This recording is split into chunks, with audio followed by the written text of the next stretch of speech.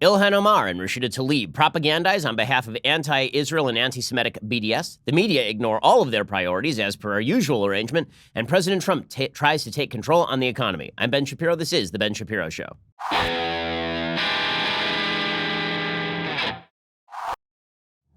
A lot of news to get to today, including an actual good development from Facebook. Yes, really, an actual good development from Facebook. We'll get to all of that in just 1 second. First, geopolitical tensions are rising. You just read the news or listen to this show. Obviously, there's a lot of uncertainty at best about the economy. Gold prices are moving up again as people attempt to find shelter from the economic vicissitudes inherent in the economy, either in gold or in places like bonds. That's why you're seeing the bond curve, in the yield curve invert, because people are so worried about the future of the economy. It's also why the price of gold has been going up. Well, you should at least be diversified. Some of your savings should, in fact, be in precious metals. Can you afford another hit to your retirement like the last downturn when the S&P dropped 50%? Probably not. Shouldn't you be protecting yourself? Well, I protect myself by talking with my friends over at Birch Gold. I know them. I trust them. It's a great way to hedge against inflation and uncertainty and instability, precious metals. My savings plan is diversified. Yours should be as well. Birch Gold Group has thousands of satisfied customers, countless 5-star reviews, and A+ rating with the Better Business Bureau. Contact Birch Gold Group. Get a free information kit on physical precious metals. Again, you buy that gold to hold that gold. The whole point of it is to ensure that you are not screwed over by central banks, that you are not screwed over by a market that could drop at any moment or could drop sometime in the future. This is why you diversify. You can get their comprehensive 16-page kit revealing how gold and silver can protect your savings. To get that no-cost, no-obligation kit, text BEN to 474747. Again, text BEN, my name, to 474747. That is BEN to 474747. Okay, so the Democratic Party is deciding right now whether they are going to move in the radical direction or whether they are going to move in the moderate direction. Now, if they wish to win elections, they should obviously move in a moderate direction because all they had to do was not be crazy. That's all they had to do. They're running against a president who did not win a majority of the popular vote and whose approval ratings are extraordinarily low on average. All they have to do is not be crazy, and they simply cannot do it, apparently. Instead, the Democrats have decided that the best available policy is to center all of their attention and focus on defending the most radical of their members. That's because that's where they think the passion is. Democrats now believe that they are going to win over the moderates because President Trump is so off-putting. The biggest threat to them is that a bunch of people on the woke left will not show up to vote the same way they didn't show up to vote in 2016. In the Democratic view, the reason that Hillary Clinton lost is because moderates showed up to vote for her and the base did not show up to vote for her. And there's truth to that. So they look forward to 2020 and they say, okay, well, moderates will probably show up to vote for us. We got to get that base out. That means that we are going to center all of our attention on defending the most radical among us. Well, that's making an assumption that may not be in evidence, which is that moderates will certainly swing to the Democratic Party. Because remember, moderates voted for Hillary Clinton because they believed, I think wrongly, that Hillary Clinton was a moderate. But if Democrats were to nominate on a presidential level somebody who is radical, well, that changes the ballgame radically. And the same thing is true in Congress. If it turns out that the Democratic Congress cannot be trusted with power, if it looks to the American people like that Congress is going to perform in radical, polarized, partisan fashion, they will not vote for the Democrats. This is why what you saw at the end of 2018 is pretty important right before the election. About a month and a half out from the election, the Republicans had a significant generic ballot deficit against the Democrats. They were down 8 to 10 points in the generic ballot. Then the Kavanaugh hearings happened about 3 weeks out from the election. And those Kavanaugh hearings closed up that gap tighter than a tick. I mean, it was extremely tight all of a sudden. And that's because the more the American people saw of Democrats acting radical, the more they saw of Democrats acting foolishly and badly, the less they wanted to vote for them. And then, of course, a couple weeks before the election, President Trump was sick of being out of the headlines and he decided he was going to go out and campaign. And that immediately drove the gap wide again. Well, the Democrats have decided that they are going to ignore the possibility that they are alienating people, and instead they are going to focus in on Trump. Trump is the be-all, end-all. It's a risky strategy, for sure. And so what you are seeing right now is this divide inside the Democratic Party. Now, when I say the Democrats are doing this, I don't mean all Democrats. There is this fight going on inside the Democratic Party, and you can see it reflected in the polling in the Democratic primaries. So Joe Biden, for all of the crap that has been tossed his way, for all of the talk about Joe Biden fading and Elizabeth Warren rising, Joe Biden is basically where he was a month ago in the polls. In the overall national polls, he still has an extraordinarily wide lead. He still has a narrow lead in places like New Hampshire. In Iowa, he still has a narrow lead. He has a very wide lead in places like South Carolina. As soon as you get to the South, where there's a heavy share of black voting, then Joe Biden suddenly jumps into this massive lead because Kamala Harris has no support in the black community and Elizabeth Warren has no support among black voters.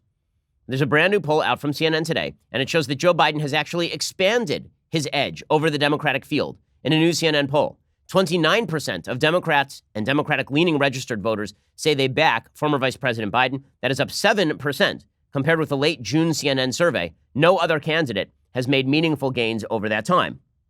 Bernie Sanders and Elizabeth Warren are still stuck in this internecine fight for the socialist left. Bernie Sanders is at 15%, Elizabeth Warren is at 14%, according to the CNN poll. The only statistically meaningful change in the candidate standings is a 12-point decline in support for Kamala Harris, who right after the first debate in June was up at 17% and now has dropped all the way back down to 5%. Ouch. Ouch. Tulsi Gabbard. Wow. Turns out that Tulsi Gabbard clocking Kamala Harris into the next county basically may have destroyed Kamala Harris as a candidate. The original June CNN poll was conducted in the days immediately following the first round of the DNC debates. Biden's performance was panned, and Harris's was praised. Well, now she has dropped all the way back down to Pete Buttigieg levels. Bernie Sanders and Elizabeth Warren are exactly where they were before. They may have flip-flopped for 1 point, and Joe Biden is all the way back up at 29.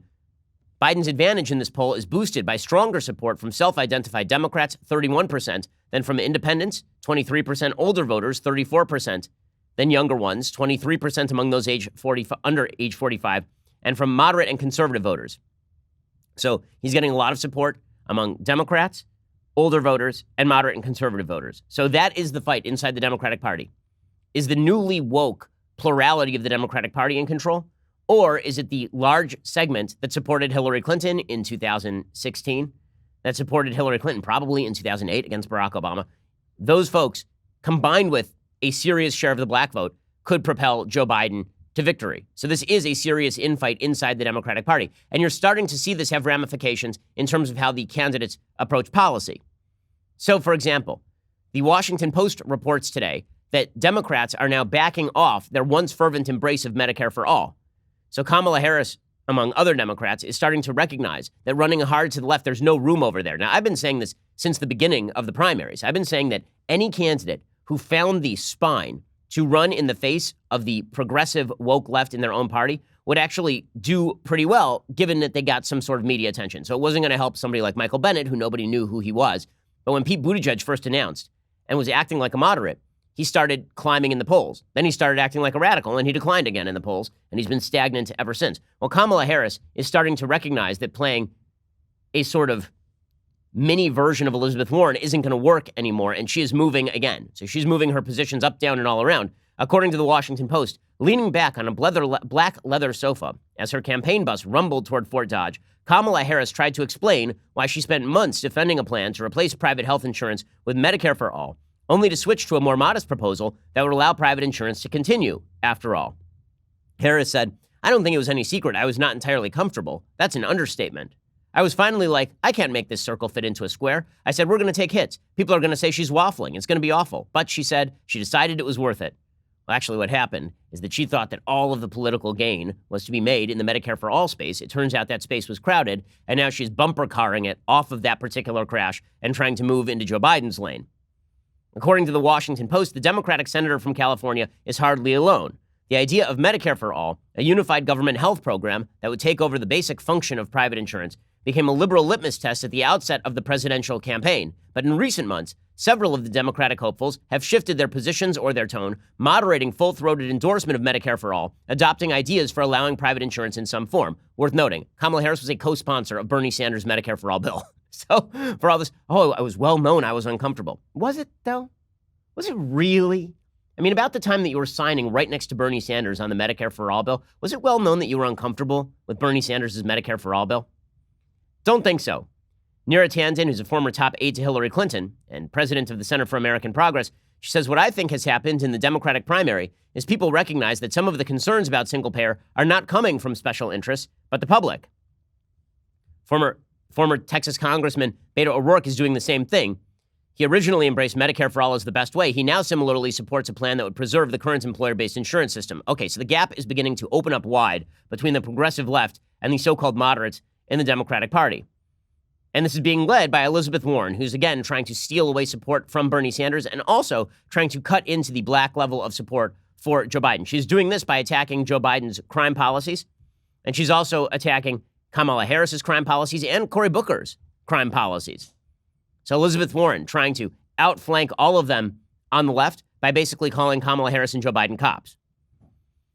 The Washington Post reports that Elizabeth Warren said on Tuesday that as president, she would eliminate the death penalty, end the use of private prisons, curtail the cash bail system, and overhaul the use of presidential pardons.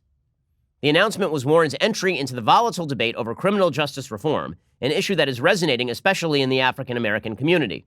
Now, again, I don't know where the Washington Post is getting these numbers, that the issue is resonating especially in the black community. If that were true, you would expect that Donald Trump would have seen a significant uptick in support from the black community, considering that the dude signed into law criminal justice reform. You would also expect that the attacks on Joe Biden by Kamala Harris would have borne some sort of serious repercussions given her attacks on him over his 1994 crime bill. They have not. So I think that is an assumption that is being made that I'm not seeing a lot of statistical support for, is that the black community is deeply enchanted and entranced with the idea of criminal justice reform. Unlike earlier policy announcements, Warren did not hesitate to take implicit but unmistakable aim at policies embraced in the past by her rivals, especially former VP Joe Biden, Senators Kamala Harris and Cory Booker. Warren said, "We will reduce incarceration and improve justice in our country by changing what we choose to criminalize, reforming police behavior, and improving police-community relations, and reining in a system that preferences prosecution over justice." Well, actually, the system preferences criminal justice pleas over prosecution. To be real, most people plead out their cases because they are guilty and they know it and they don't want to go to jail for longer by going through the actual burden of a trial. I love this sort of sloganeering. We'll reduce incarceration. So without reducing the levels of crime, you'll reduce incarceration. How? Wouldn't that imply that there will be more criminals on the street? I mean, simply by dint of statistical analysis. And when she says, by changing what we choose to criminalize, well, we've already decriminalized marijuana in the state of California, and we still have a lot of people in prison in the state of California. They've done it in Washington state. They've done it in Colorado. Still a lot of people in prison because it turns out that the vast, vast, vast majority of people in prison in the United States are not in prison for simple drug possession. Many of them are in prison for drug distribution, and most of them are still in prison for other crimes. We broke down those statistics in a podcast maybe 3 weeks ago. But obviously, this is political pandering, and it's Warren attempting to cut into the black base of support by moving radical. And you're seeing the entire Democratic Party now playing this game. And it's not just the presidential candidates. It's the entire Democratic Party trying to have it both ways, trying to capture the zeitgeist of the radical progressives, while at the same time trying to appeal to moderates. And that's a hard bridge to gap. Now, Trump could make it a lot harder for them to gap by not being so off the wall all the time. If Trump appeared to be a steady, calming influence in American politics, then that gap would open wide. We saw this just a month ago when Nancy Pelosi and AOC looked like they were about to beat each other over the head with claw hammers. And then Trump jumped in and was like, hold up a second, Leroy Jenkins, and decided that he was just going to Bigfoot that entire conversation and become the center of attention. Trump right now is papering over a lot of the internal Democratic gaps. But those gaps do exist, and they are going to widen in the near future. I'll explain how this is happening on a congressional level in just 1 second. First, let's talk about big tech, particularly Twitter.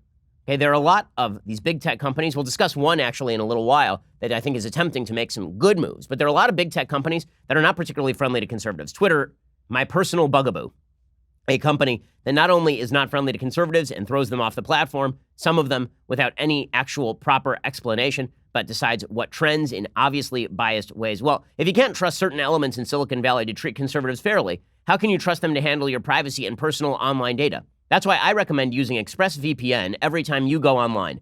Big tech companies can use your IP address to match your internet activity to your identity or location. I'm not just talking about the big tech companies you know about. There are many apps that are doing this. There are many companies you don't think about that are doing this. When I use ExpressVPN, search engines and media sites can't see my IP address at all. My identity is masked and anonymized. ExpressVPN has the added benefit of encrypting 100% of your data to keep you safe from people who don't want to have your data. ExpressVPN's software takes just a minute to set up on your computer or phone. You tap one button, you are then protected. So if you're like me and you believe that your internet data belongs to you and not to giant tech companies who may not be friendly to your view, then ExpressVPN is the answer. Protect your online activity today with the VPN I trust to keep my data safe. Visit expressvpn.com/Ben to claim an exclusive offer for my fans. That's expressvpn.com/Ben for 3 months free with a 1-year package. Visit expressvpn.com/Ben to get started. Okay, so as I say, this battle between the woke progressives, and I keep saying woke because woke is sort of an internally used term in progressive circles to denote people who have the right views on issues, and then link them with racial views, right? That is the idea that wokeness results from identifying race at the center of American life, intersectional politics at the center of American life. That's what I mean when I talk about the woke progressives versus sort of the moderate Democrats, so-called moderate Democrats. You're seeing this play out in real time in Congress. So if the Democratic Party were smart, they would be featuring people like Representative Abigail Spanberger. So you've never heard of Representative Abigail Spanberger. Why? Because she's a moderate from Virginia. And Democrats don't want to feature her, which makes very little sense considering that Representative Spanberger is exactly the sort of candidate that Democrats need in order to win a majority. Now, Nancy Pelosi knows this, which is why Nancy Pelosi has openly stated in the past that all of those purple districts are the ones she has to worry about, not Ilhan Omar's district, not Rashida Tlaib's district. Those are pure blue districts, not AOC's district. But Spanberger is getting clocked on all sides for the crime of being a moderate in the Democratic Party. According to the Washington Post, at the end of another long week in Congress, Representative Abigail Spanberger poured herself a cup of coffee and waited in her D.C. apartment for her family to arrive from their home outside Richmond. She felt satisfied with the job well done. Then she looked at Twitter. The Democrats saw liberals lashing out at moderates like herself for approving $4.6 billion in emergency aid for migrants at the southern border, a deal they said did little to rein in the Trump administration's immigration policies. Representative Mark Pocan of Wisconsin accused lawmakers like Spanberger of being part of a child abuse caucus. The chief of staff for AOC said their vote would enable a racist system. On Facebook, Spanberger was labeled too late and clueless. Twitter, by the way, is a massive bubble that has very little impact on real-world thinking, which is why members of the media who spend enormous time on Twitter seem to think that that's real life. That is not how people actually think, which is why Spanberger is much more important to Democrats in real-world time than are Ilhan Omar and Rashida Tlaib, but that's not how the Democrats are treating them. Spanberger was stunned. It was the first time the freshman congresswoman could not make sense of what was happening. Reflecting on the late June episode, Spanberger said she learned a hard lesson she did not anticipate in 2018 when she unseated Republican Dave Bratt and helped Democrats win the House majority. Sometimes your biggest foes will be in your own party. In the 8 months Spanberger has served in Congress, she's been a lawmaker in the middle. She comes from a historically Republican district that just 5 years ago replaced Eric Cantor with someone more conservative, but she won last year in large part thanks to left-leaning groups like the Liberal Women of Chesterfield County. She beat Bratt by just 2 points. She's a district Democrats need to keep. Doesn't matter, Democrats are attacking her. She says, that week showed me that for some people, ideology matters more than putting food in the mouth of a child, and that was stunning to me. Now, if you are Donald Trump, if you are a Republican looking forward to 2020, then maybe you celebrate the fact that Spanberger is being ousted by her own party. But if you are just an American who cares less about partisan politics than you do about the future of a two-party system, you want people like Spanberger to win. Not the seat, but you want her to defeat her more left-leaning colleagues in Congress. You want two viable parties that are centered around where the American people are, not a party that is running wildly to the left, far away from the American public, and simply winning on the basis of Republican unpopularity. Right? Spanberger is somebody that I would like to see in a leadership position in the Democratic Party, and I think most reasonable people would, not Ilhan Omar and Rashida Tlaib. And again, I don't even want to see her in Congress. I want to see a Republican in Congress. I like Dave Bratt. I'd like to see Dave Bratt back in Congress. But if you are going to choose between Democrats, that choice does have ramifications. So there's a theory among Republicans that it's better for Democrats, it's good for Democrats to polarize and centralize around the Elizabeth Warrens and around the Ilhan Omars and the Rashida Tlaibs and the AOCs and the Ayanna Presleys. And that's good because the American people look at that and then vote Republican. That's a dangerous game. I would much rather have a choice between the Republican Party and a more reasonable Democratic Party, because that means that the backstop of Republicans losing isn't insanity. I don't want a choice between Republican and insane. That's a bad choice, because while it may mean that Republicans win more often, it also means that when they lose, insane is in charge. And that is a dangerous, dangerous thing. And that is what we are seeing with the Democratic Party rallying around Ilhan Omar and Rashida Tlaib. So Ilhan Omar and Rashida Tlaib are still being championed by the top members of the Democratic Party at this point. And that is insane. And members of the media, by the way. Now, let's do a quick thought exercise. We did a little bit yesterday on the radio show, but let's do a quick thought exercise. Imagine for a second that you had two white Republican congressmen, and they planned a trip to Israel in conjunction with an organization that had run pieces quoting anti-Semitic myths about Jews imbibing Christian blood for Passover matzah, that republished a neo-Nazi article decrying the Jew-controlled entertainment media, that suggested that terrorists who murder Israeli children should be honored. Imagine they were white Republican congresspeople for a second. Do you think that might be a story? What if those two sitting white Republican congressmen tweeted out a cartoon from a cartoonist so anti-Semitic he won second prize at Iran's Holocaust denial cartoon contest? Imagine that these two white Republican congressmen had themselves engaged in open anti-Semitic slurs, ranging from a suggestion that Israel supporters in America suffer from dual loyalty, to the accusation that Israel hypnotizes the world, to the suggestion that it's all about the Benjamins' American support for Israel. Imagine these two white Republican congressmen had expressed support for terrorists like Razmia Odeh. Imagine that both congresspeople had a long history of associations with open anti-Semites who hate Jews. And finally, imagine that both white Republican members of Congress were calling for a complete cutoff of aid to Israel, as well as boycott, divestment, and sanctions from Israel, and demanded entry to Israel. Do you think the story might be the beliefs of the two white Republican congressmen, or would it be how mean Israel is to these people in not allowing them to come? We all know the answer to this. If we were talking about Steve King and Pat Buchanan, as a representative, then this would be the story. The story would be their evil, terrible, horrible, no good, very bad beliefs.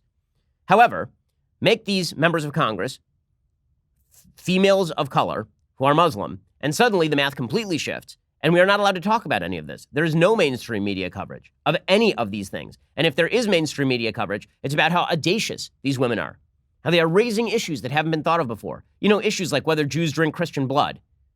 I mean, that is literally what the group that was sponsoring their trip has put on their website. This is where the Democrats are. They will defend anything that these women do. And they will do so if it means justifying full-on terrorism and anti-Semitism. This became fairly clear yesterday when Rich Lowry of National Review is on CNN with Peter Beinart, representative Hamas, on CNN. So Peter Beinart writes for a bunch of publications, including The New Republic and The Nation. Peter Beinart has always been a representative of the pro-Hamas position in the Israel-Hamas, Israel-Palestinian debate. He has never seen an action by Israel that he finds appropriate.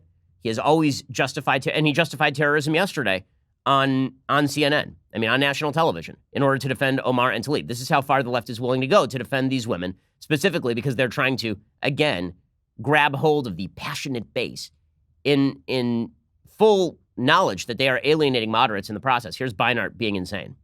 Palestinians don't have to be saints in order to deserve the basic rights that all of us take for granted, right? Miftah has said things that I disagree with. They made an anti-Semitic statement that they apologized for. These are strong supporters of the BDS movement. They are not honest brokers. We wouldn't afford a white nationalist organization the leeway that Peter is giving this organization. Oh, they're not saints. This is an anti-Semitic group that supported terrorism, supports blowing up innocent civilians and children. And no matter what you think of the dispute between the Palestinians and Israel, that is an illegitimate tactic that no one should associate with advocates of. Okay, and this prompted Beinart to actually start justifying terrorism. He loses it and he starts justifying terrorism on national TV. Hana Nasrawi has devoted her life as a nonviolent activist to opposing an oppression which none of us which does not accord with the values that any of us believe in as Americans. So she doesn't control her own organization and what it publishes? Rich, why don't you try spending a little bit of time focusing on the fact that almost $4 billion of U.S. aid is used to put children in detention? You're the one distracting from the issue. I'm asking you. This is the issue. You're distracting from the issue because National Review, just as National Review defended apartheid, and just as you defended segregation, you now defend Israel's oppression of Palestinian basic rights. It's a tradition for you guys. Okay, then Beinart went even further, and he suggested that terrorism may be justified by the fact that Israel is oppressive. And this is what Beinart has been saying for years. I've been on CNN talking with Peter Beinart, and I've said openly that this guy represents the Hamas position. He's doing all of that because, and increasingly so are members of the Democratic Party, in order to try and make the case that Omar and Tlaib are not out of bounds. Beinart then tried to defend himself, and he said, "Today I was asked if I support Palestinian suicide bombers. God forbid, a friend was killed by one, but, how's there a but at the end of that statement? But Palestinians don't forfeit their rights because some in the midst in their midst pursue them in an immoral way. Mandela and Malcolm X endorsed violence, didn't make their oppression okay. So we're now comparing Nelson Mandela to Miftah and Palestinian terrorists? Okay, all of this to defend the evils and the horrible viewpoints and the anti-Semitism of Rashida Tlaib and Ilhan Omar. In a second, we'll get to Rashida Tlaib and Ilhan Omar. So Rashida Tlaib and Ilhan Omar hold a press conference yesterday. And in this press conference, they make a bunch of anti-Semitic statements. And the Democratic Party, again, backing them to the hilt because this is the game in the Democratic Party. They will defend their radicals under nearly every circumstance without even asking as to whether their viewpoints are radical. Here's Rashida Tlaib comparing Israel to South Africa, despite the fact that Arabs and Muslims in Israel can vote, hold positions in the Knesset, are members of the Israeli Supreme Court, that Arabic is an official language in Israel, despite the fact that Arab Muslims in Israel are treated better than they are anywhere in the Arab Muslim world. Does not matter. Rashida Tlaib ripping on Israel, calling it an apartheid state. History does have a habit of repeating itself. I learned this week that a former member of Congress, Congressman Charles C. Diggs Jr., was denied entry into apartheid South Africa in 1972. He was also the representative for the 13th Congressional District in Michigan. I was born and raised in the beautiful Detroit, where many of my African-American teachers taught me about the realities of oppression and justice and the need to speak up and take action. Okay, calling Israel an apartheid state is obviously anti-Semitic because it is not an apartheid state, and it is, of course, singling out Israel in a way that Rashida Tlaib would never single out anybody else. And Ilhan Omar made this perfectly obvious. Right? She actually called for an end to aid to Israel. I can't imagine why Israel didn't let her in. She's literally calling for an end to aid to Israel and a boycott of the state of Israel. I can't imagine why they didn't allow her in to propagandize on behalf of Israel's destruction. We give Israel more than $3 million in aid every year.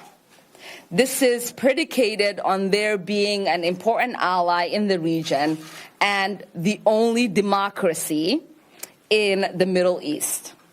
We must be asking, as Israel's ally, the Netanyahu government stop the expansion of settlements on Palestinian land and ensure full rights for Palestinians if we are to give them aid. Okay, like she wants to give Israel aid and like they're an ally. Okay, let me be frank about this. Benjamin Netanyahu put a unilateral settlement freeze in place 2 years ago, and none of these people cared one iota about this. This is all a lie.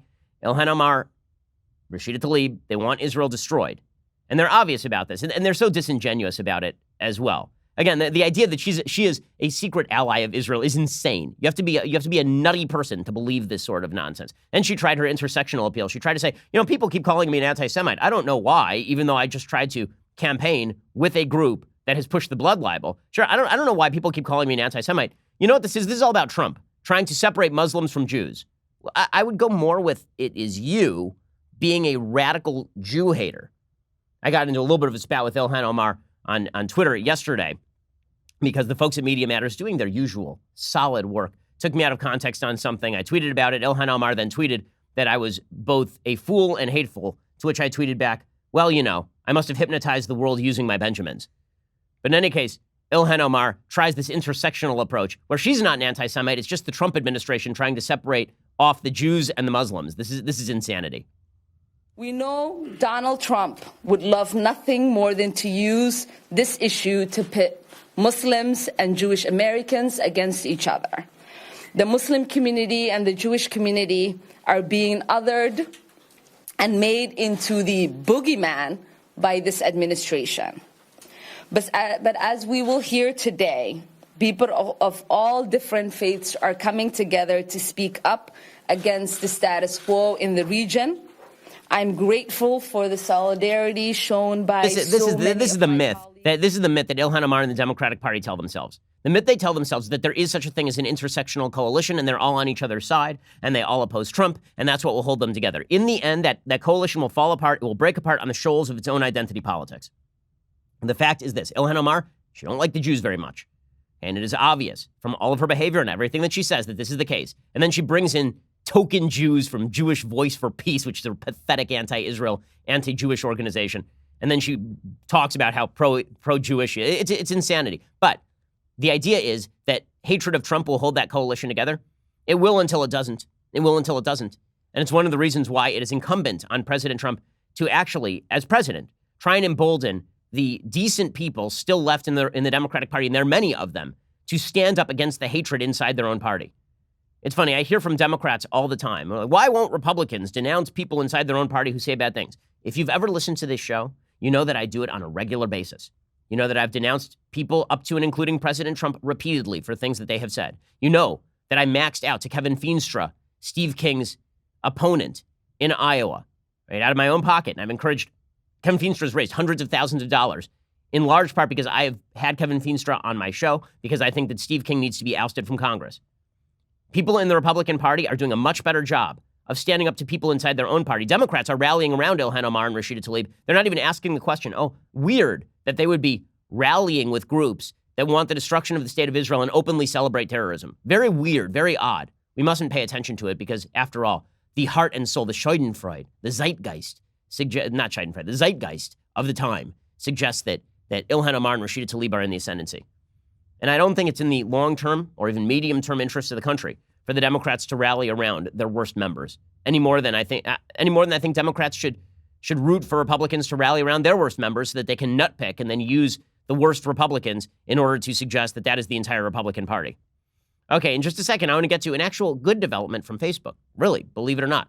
We'll get to that in just 1 second. First, folks, the Daily Wire has somehow managed to turn 4 years old. Isn't that exciting? As a thank you to our fans, we are giving away 1 month of our premium monthly subscription to anyone who uses the code BIRTHDAY, which is pretty awesome. 1 month for free. You get to try it out and everything. Like, it's awesome. That's right. For all of August, as we celebrate this milestone, we are giving away a free first month for our new premium monthly subscribers. Again, just use that code BIRTHDAY and come join the fun. We have all sorts of goodies that are coming. I actually finished a project last week that is going to go out to new subscribers sometime later this year. Like, there's all sorts of good stuff that's going to be happening. It's pretty awesome. Plus, you're almost out of time to purchase tickets to our Backstage live show. Why? Well, because it's tomorrow night. So, I mean, after it happens, purchasing tickets won't do you any good. The show is happening August 21st at the fantastic Terrace Theater in Long Beach, California. Make the trek and then join us, me, Daily Wire God King Jeremy Boring, Andrew Klavan, Michael Knowles. We will all be there talking politics, pop culture, answering your questions from the audience. Tickets are available at dailywire.com/backstage, including our limited VIP packages that guarantee premium seating and photos and meet and greets with each of us, a gift from me, ooh, and more. Tickets are almost gone, so head on over to dailywire.com/backstage. Get yours today. Make the magic happen for yourself. Also, please subscribe over at Daily Wire. You may have noticed that on social media, our good friends over at Media Matter are spending an inordinate amount of time trying to target this show. That's because they know that this show is dangerous to leftist point of view. That's because they know that this show is interesting to people who disagree with us because, hell, we encourage people of all political stripes to listen and listen to other shows too. Well, what that means is that eventually they're going to come after the platforms that allow us to appear. They're going to come after our advertisers. The way you protect us, the way that you join the team is by becoming a member over at Daily Wire. We really do appreciate it. You can see how deplatforming has harmed all sorts of other shows on the right. You can see how nasty people on the left, garbage people on the left, seek to take people out of context so that they can hit them and hurt them. Fight back against that. The best way people ask me all the time, how do I fight against that? Honestly, it sounds self-serving, but it happens to be true. You do need to subscribe. Go over to dailywire.com, subscribe for $9.99 a month or $99 a year, which brings you this. The Leftist Tears, hot or cold tumbler, refilling day in and day out with tears from one Jason S. Campbell over at Media Matters. You can go enjoy that today for $99 a year. We really appreciate it. We're the largest, fastest growing conservative podcast and radio show in the nation.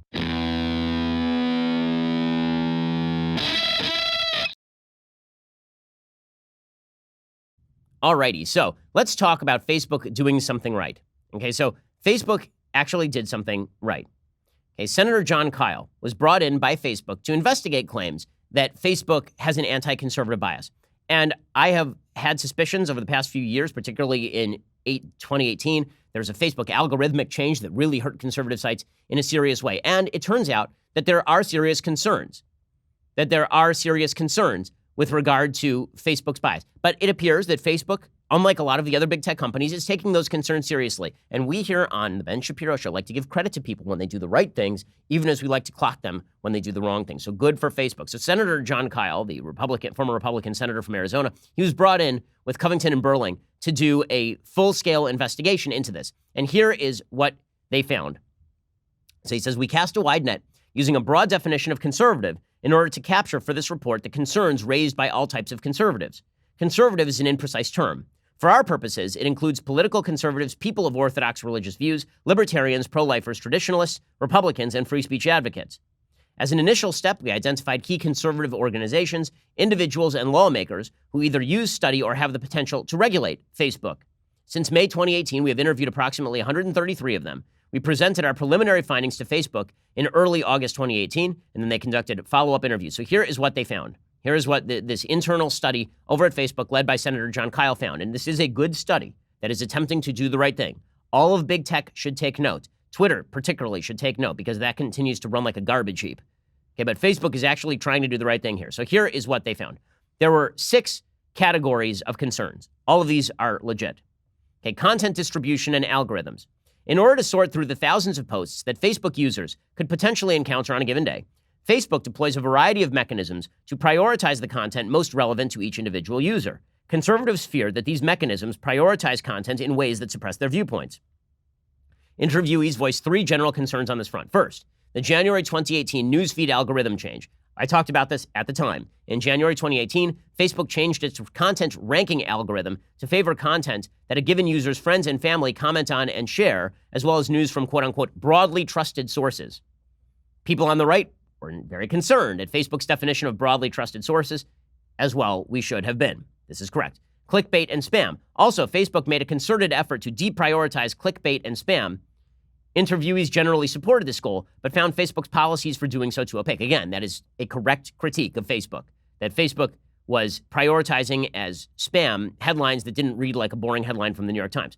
Finally, fact-checking and false news. Interviewees expressed significant concerns about Facebook's efforts to combat what the company refers to as false news. In particular, interviewees pointed to examples of instances when some of the third-party fact-checkers utilized by Facebook at various times, Snopes, PolitiFact, FactCheck.org, AP, which are certified by the Poynter Institute, an entity that owns PolitiFact, have skewed to the ideological left. We note that Facebook has accepted fact-checkers affiliated with conservative publishers, including the Daily Caller's fact-checking unit, once it was approved by Poynter. Now, as I have said for a long time, using left-wing Facebook fact-checking sites as a proxy for actual fact checks is nonsense. PolitiFact is wildly biased to the left. Snopes tries to debunk the Babylon Bee every 5 minutes. Using them as a proxy for fact-checking sites is nonsense, and there are no fact-checking sites on the right. The Daily Caller has one. The Weekly Standard used to have one, but then it stopped being operational. And so what Facebook needs to do is either form their own independent fact-checking group that includes Republicans and conservatives and libertarians, or they need to work with conservative groups to come up with alternatives to PolitiFact and Snopes and fact-check, because otherwise, just by absence of right-wing fact-checking organizations, left-wing fact-checking organizations become a club to wield against conservative media. Okay, so those were 3 of the concerns. Other concerns were content policies, hate speech designations, for example. Interviewees' concerns stemmed both from the notion of having a hate speech policy in the first place and from unfair labeling of certain speech as hate speech. Interviewees pointed out the highly subjective nature of determining what constitutes hate, an assessment that may be subject to the biases of content reviewers. Also, Facebook prohibits the use of the platform by terrorist groups and hate organizations, and it is unclear exactly how the hate organization designation is made, especially considering that Facebook had been perceived to rely on the Southern Poverty Law Center, which is a garbage left-wing hit group. So same sort of issue as the fact-checking group. And then finally, there were other content policies that a lot of conservatives were worried about. They believed that Facebook's community standards were disproportionately affecting conservative content, particularly pro-life, socially conservative, religious content, because Facebook would constantly flag conservative content. So Facebook is now responding, and they're changing some of their policies. So they are changing their content enforcement policies. Again, this is good for Facebook. Like, again, we should give them credit when they're moving in the right direction. They're going to specifically try to fight back against badly flagged content. Right? They are going to create the ability to appeal decisions. They are going to change their political ad requirements. So this is good. They're adding to transparency. So let's talk about some of the things that Facebook is actually going to do. So they're going to help users understand why they do or do not see certain content in their news feeds. This is all you can ask from a big tech company, is that they be more transparent about what they're doing. Facebook introduced Why Am I Seeing This post to help users understand why they see certain content. They are going to provide explanations of the newsfeed rankings. Facebook has really not clarified its community standards and newsfeed ranking, but now the company says that they want to do so. They also want to give people ways to control their newsfeed so that you are not going to be controlled by the great minds over at Facebook. They want to make enforcement actions against pages more transparent so people know exactly why they are being flagged, why their posts are being treated as bad policy. And they are going to share more details on exactly how they create their community standards. So this is all, transparency is a good thing. They're creating an oversight board for content decisions. They will issue kind of quasi-judicial decisions on how they are controlling content. And they're going to include a conservative feedback in that process as well as a public comment period. They're going to ensure that that oversight board has viewpoint diversity. They're going to create an appeals process. So if you get flagged, then you can now appeal it.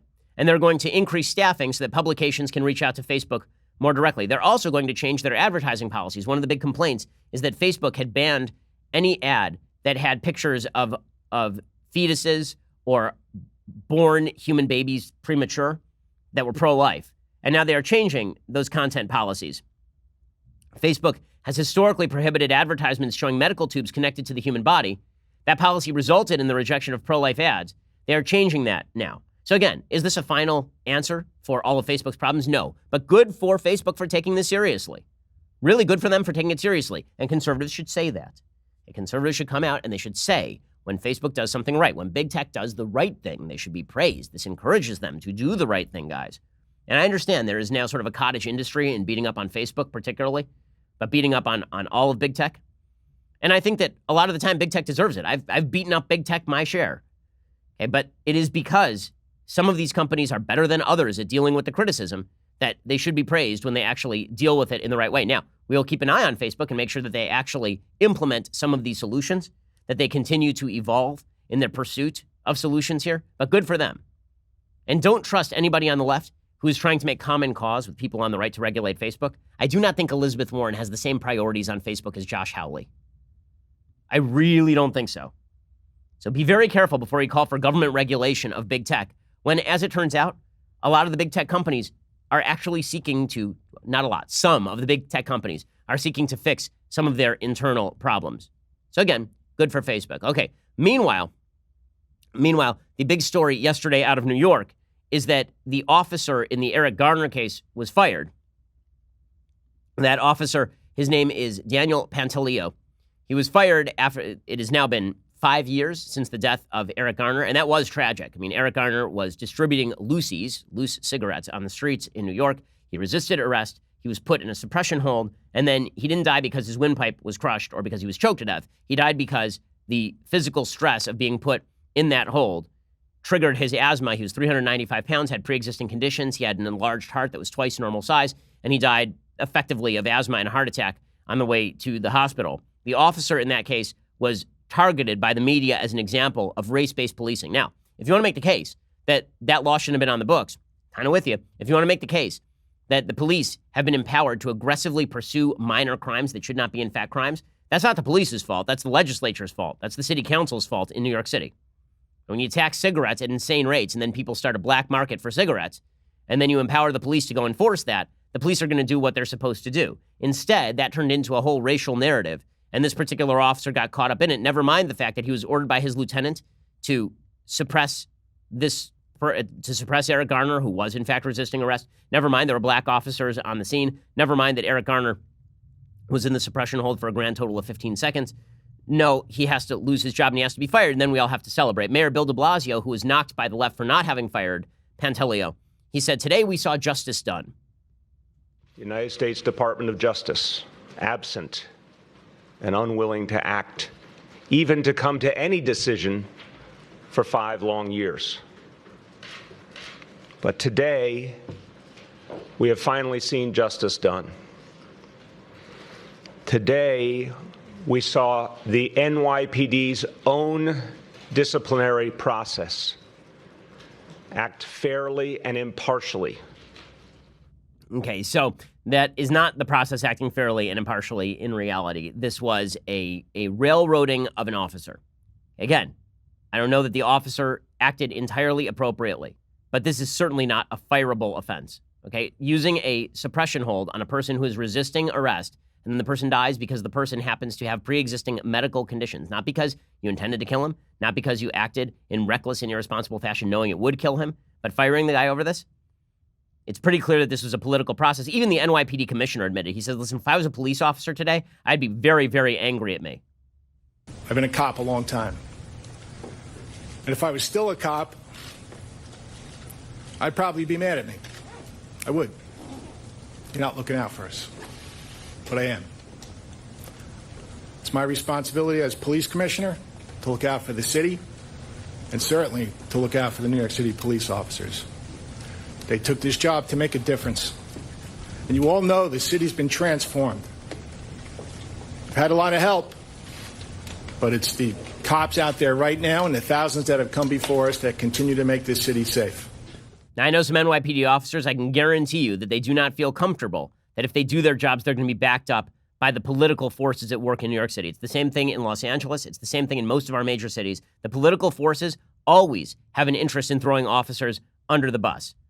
I mean, again, there's this revisionist history that has set in around this particular case, but it is important to recognize what exactly happened here. Barry Latzer had a piece in City Journal back in September of 2017 talking about what exactly happened. He said, context is everything here. The Garner case became a cause celeb because Garner was black and Pantaleo was white, and the death fit a media narrative about interracial law enforcement confrontations. But the facts of the Garner case demonstrate the incident bears little resemblance to such characterizations.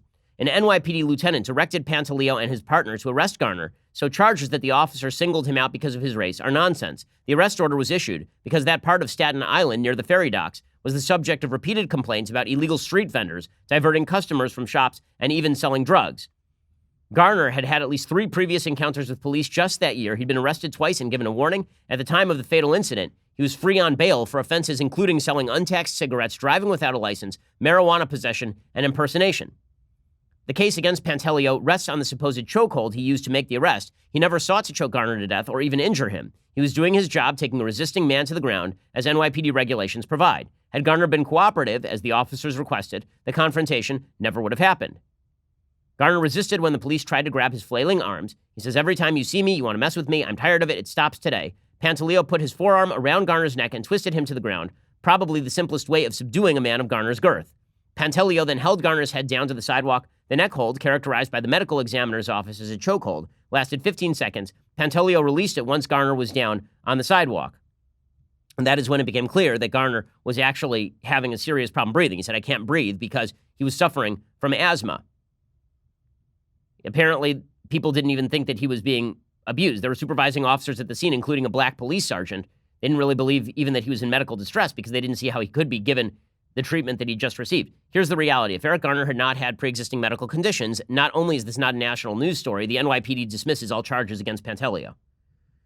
So, again, it's an example of how politics tends to infuse situations with import that they do not carry. I don't mean that it's not important when a person dies after being put in a suppression hold by police for 15 seconds. Of course, that's important to the family. Of course, we should always try to keep a tight leash on how the police act with regard to civilians. Of course. But the question is, in this case, did Pantaleo, who was not prosecuted, who the DOJ investigated for 5 years, deserve to lose his job at NYPD over political posturing by Bill de Blasio and the NYPD commissioner? I don't understand how you're not going to get blowback from police officers and why you're not going to get another Ferguson effect. Police officers saying, I'm not going to go and do these things you want me to do because every time I do, you guys undercut us. We're playing a dangerous game here when we make the police's ability to do their job subject to political whims. I don't mean, again, the subject to common standards of decency. I mean political whims, meaning this case would not have been a national story if Pantaleo were not white or if Eric Garner were white. It was made a national story by the media for a particular racial narrative, and now it cost Pantaleo his job. And if you're a police officer in the NYPD, I'm not sure how much trust you can have in the political processes above you. And I'm not just saying that for me. I think that it's pretty clear from the officers I talk to that they feel the same way. Okay, time for some things I like and then some things that I hate. So, things that I like today. Matt Best is a former member of the military, and he's a former Army Ranger. He is also one of the founders of our sponsors over at Black Rifle Coffee. which is, by the way, the best coffee on the market. And he's also an awesome dude. I mean, just a really great dude. He has a great book out called Thank You for My Service, obviously a play on Thank You for Your Service. Thank you for my service, because he says that it changed his life. It made his life inestimably better. He wants to prove every day, he says, that in the book, he wants to prove that not all members of the military are sort of these Hollywood characters who are suffering from severe post-traumatic stress disorder, that not every member of the military is a broken man. He's leading a successful, rich life, and his book, Thank You for My Service, is well worth reading, so you can go check that out. Okay, time for a quick thing that I hate. Okay, so you remember that time, like a week and a half ago, when Chris Cuomo got into an altercation with somebody in public? I said at the time, I don't blame Chris Cuomo for getting into an altercation with somebody in public. The person was harassing him in public. The online attitude has now spilled over into real life. The online attitude, which is that you dunk on people and you yell at people and you act like an ass to people, has now spilled over into real life, where people are confronting each other publicly just to show their disdain for one another. And it's gross. And that's true whether it's the right or the left. It's happened to me a couple of times in the last 3 weeks. It's in front of my family. It's really inappropriate and it's disgusting. And I don't blame Cuomo for getting ticked. I do blame Cuomo for suggesting idiotically that somebody calling him Fredo is the same thing as calling somebody the N-word, or that Fredo is in fact a racial slur. It is not. It is a specific reference to a movie character who is seen as a weak younger brother. Well, one of the ways that you don't actually get rid of that stereotype of you as a weak younger brother is to have your older brother come out and defend you. So Andrew Cuomo, Chris's brother, came out yesterday on the radio, and he said, no, this was a racial slur, and I'm coming out in defense of my younger brother, Fredo. It fuels the hate. Italian Americans are not mafia. They're not mafia. The Godfather movie, don't you dare liken my family to the family you saw in The Godfather or The Sopranos. Mario Cuomo lived with those rumors of the mafia. They hurt him. They scarred him. Every Italian lives with it. Really? I know a lot of Italians. Most of them, I don't think, walk around being like, yeah, everybody keeps seeing me as a character from The Godfather. I can't stand it. Also, my favorite part of this is, don't you dare. Don't you dare. Or what? Like, what? I don't want to appear like a mafioso, so I'm going to defend my brother by threatening you. Well done, Andrew Cuomo. Just really strong stuff. Don't you ever take sides against the family again. That's where we are. Every day, again, that running gun battle for dumbest Cuomo brother continues apace. And it appears from that clip that Andrew took the lead just for a brief moment in time. Okay, we will be back here later today with 2 additional hours of content. We will see you then. I'm Ben Shapiro. This is The Ben Shapiro Show.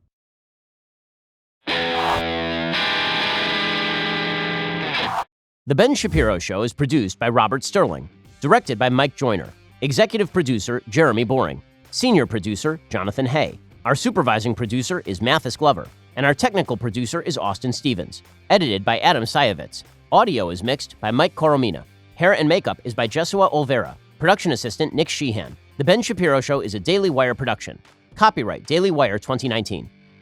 If you want to delve the depths of leftist madness, head on over to The Michael Knowles Show, where we examine what's really going on beneath the surface of our politics and bask in the simple joys of being right.